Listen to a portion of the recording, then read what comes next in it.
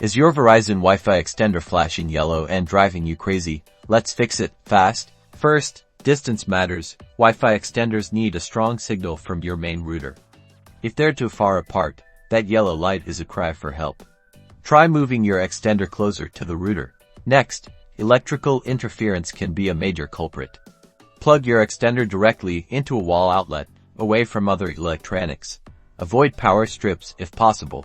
Now, let's check your network settings using the Verizon Fios app or website.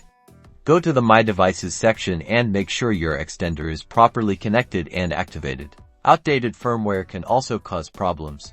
Look for a firmware update option within the app or website and update your extender if an update is available. As a last resort, try a reset. Find the reset button on your extender, usually a small hole, and hold it down for 10-15 seconds with a pen or paper clip. This will restore it to factory settings. If all else fails, don't hesitate to reach out to Verizon support. They can provide specific troubleshooting steps for your model or schedule a technician visit.